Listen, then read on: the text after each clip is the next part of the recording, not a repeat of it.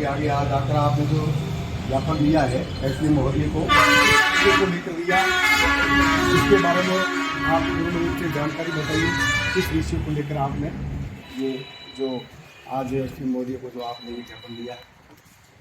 पाकिस्तान से धर्म के आधार पर हिंदुओं को प्रताड़ित किया गया और मजबूरन अपनी स्त्रियों के सम्मान के लिए उन्हें अपनी संपत्ति, मकान, दुकान सब कुछ छोड़कर भारत आना पड़ा, क्योंकि जो भारत सब हिंदुओं की जो मातृभूमि है। जब वो यहाँ पहुँचे तो रहने के लिए उन्होंने जहाँ भी जो भी स्थान मिला उन्होंने अपना कुछ आशियाना बना लिया।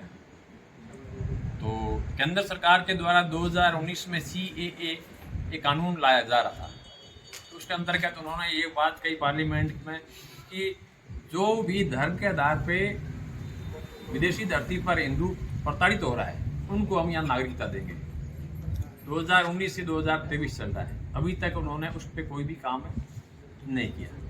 अभी हाल में जो कहाँ जिस प्रकार हिंदुओं के अंदर जो अत्याचार हुआ है वो कौन सी जगह पे हुए हैं, कहाँ हुए हैं, इनके बारे में क्या? जोधपुर और जैसलमेर, ये जो दो स्थान है यहाँ हिंदुओं में। जोधपुर में लगभग 154 जो हमारे हिंदू भील परिवार जो आके जोधपुर में बसे, सरकार ने, राज्य सरकार ने बुलडोजर चलवाकर उनके मकानों को तोड़ दिया। वहाँ वो प्रताड़ित थे, यहाँ आने के बाद में भी यहाँ भी प्रताड़ित हो रहे। आखिर हिंदू कहाँ जाए? और वही स्थिति 112 जो मेघवाल हमारे भाई जो पाकिस्तान से आके जैसलमेर में बस गए, उनके साथ में भी वही जाति की गई। तो कभी जोधपुर में मकान उनके तोड़े जा रहे हैं। ये जानकारी है आपको क्या? कितने समय से वो यहाँ भारत में रह रहे हैं? हाँ, लगभग 7-8 सालों से यहाँ भारत में वो यहाँ रह रहे हैं। कितने समय से यहाँ रह रहे हैं, तो फिर आखिर हिंदू प्रताड़ित हर जगह विश्व के किसी भी कोने में वो रह रहे, वो जगह कौन सी थी, कहाँ रह रहे, कौन सा स्थान था, कहाँ रहते थे वो? रहने के लिए वो भूमि थी, जमीन थी, हाँ, वो किसकी थी? जोधपुर में चोखा गांव में एक बात स्पष्ट रूप से कहना चाहता हूँ, जब तक किसी भी हिंदू को नागरिकता नहीं दी जाएगी तब तक वो भारतीय नागरिक नहीं कहलाएंगे। और ये पूरा जो काम है केंद्र सरकार का है, और कहीं नहीं कहेगा। जब इनकी यहाँ कोई संपत्ति नहीं है तो आखिर कहाँ रहेगा वो? जो भी खाली स्थान मिलेगा, राज्य सरकार, केंद्र सरकार को ये चाहिए होता है कि जैसे ही पाकिस्तान से, बांग्लादेश से, अफगानिस्तान से हिंदू पलायन होकर भारत आता है, उसके रहने की, खाने की, रोजगार की सारी व्यवस्था सरकारें करें। ये हिंदुस्तान होने के बावजूद भी हिंदुओं को इस प्रकार ये प्रताड़ित किया जाता है, मकान का दबदस किया जाता है। तो रोहिंग्या जैसे बांग्लादेश के अंदर भारत में प्रवेश किया, वो हजारों की संख्या में आए थे, तो उनके लिए सरकार ने क्या व्यवस्था की? हाँ, रोहिंग्या मुसलमानों के लिए दिल्ली में उनको फ्लैट दिए जा रहे हैं। उनके लिए बिजली के कनेक्शन निःशुल्क दिया जा रहा है, पानी कनेक्शन निःशुल्क दिया जा रहा है, डिश टीवी उनको स्पष्ट रूप से निःशुल्क दी जा रही है।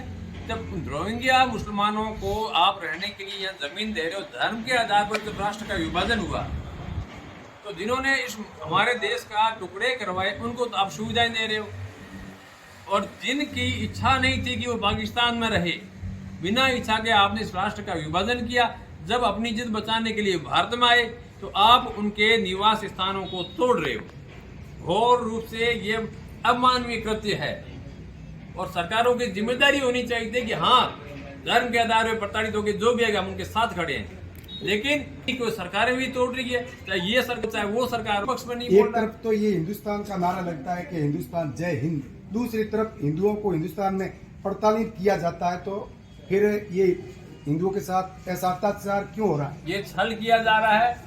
केवल धर्म के आधार पर वोट लेकर सत्ता में पहुंच रहे हैं, सत्ता में पहुंचने के बाद में तृप्तिकरण लग रहे हैं, सबका विकास में लग रहे हैं, और हिंदुओं से उनका कोई लेना देना नहीं। और लेना देना है तो कांग्रेस के शासन में भी गाय कत्ल खाने में काटी जा रही थी, भाजपा शासन में भी गाय कत्ल खाने में वैसे के वैसे काटी जा रही है। और बता देता हूँ, धर्म के आधार पर हिंदुओं को भारतीय संविधान में ऐसी कोई व्यवस्था नहीं है जिसके अंदर, यानी भारत का हिंदू इसी देश में 3rd क्लास सिटीजन के रूप में रह रहा है, तो कोई अधिकार नहीं है।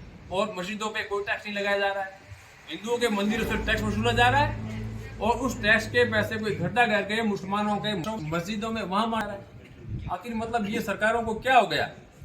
जिस रास्ते से कांग्रेस चल रही थी उसी रास्ते पे भाजपा भी चल रही है। भाई हिंदू लोग तो कह रहे हैं कि भाई भारतीय जनता पार्टी हमारे हिंदुओं की पार्टी है, फिर ये केंद्र शासन जो है शासित है वो भारतीय जनता पार्टी का। हिंदू में हमारा एक हिंदू को सुरक्षा दी जा रही है और हमारा राम मंदिर बनाया जा रहा है, हमारे को सहयोग किया जा रहा है। इस प्रकार ये हिंदू को तो हिंदू को क्या पता नहीं है किस प्रकार ये बातें कर रहे हैं वो। नेमी जो था इसने ब्राह्मण किया और जो संजीवनी मूर्ति को लेकर नहीं पहुंचे, उसने क्या किया, बड़े टीके लगा रखे थे, गले में बड़ी बड़ी मालाएं पहन रखी थी और भंगे कान के थे। तो ठीक वैसी थी आज के नेता हमारे, तो अपने आप को हिंदुत्व के रूप में तो नेमी का रूप धारण करके बैठे हैं ताकि हिंदू भ्रमित होता रहे। और रही बात, आपने एक प्रश्न किया था, हिंदू क्या वास्तव में हिंदू सुरक्षित है? वो सुरक्षित है तो गत वर्ष 7 गले काटे गए धर्म के आधार पे उदयपुर में पहला गला काटा था। राजस्थान से 3 हमारे पार्लियामेंट में सांसद बैठे हैं मंत्री के रूप में, एक भी व्यक्ति हमारे पक्ष में नहीं बोला था, ये आप सभी जानते हो। उसके अलावा जो किरोड़ी लाल मीणा भाजपा के राज्यसभा सांसद है, जब उन्होंने 1 माह का अपना वेतन कन्हैयालाल जी के परिवार को भेंट किया, उस समय उनको भी एक पत्र मिला, आपका भी गला काटा जाएगा।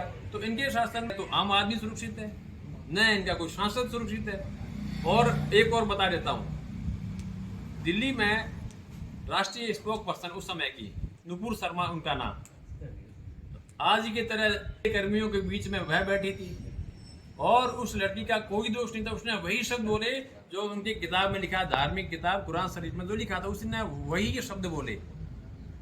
और इन नपुंसकों ने उस बच्ची को जिहादियों के बीच में मरने के लिए छोड़ दिया, अपनी पार्टी से उठा के बाहर पटक दिया। 25 लाख की छोटी सी आबादी वाला एक कतर देश, जिसकी औकात हमारे सामने कुछ नहीं है। यानी बाड़मेर जिले का जो हमारा बाड़मेर जैसलमेर जिले के जितने हैं उतना उसकी आबादी, तो हमको दे रहा है आबादी वाला देश उनके सामने मतलब झुक गया। इससे अधिक शर्मनाक बात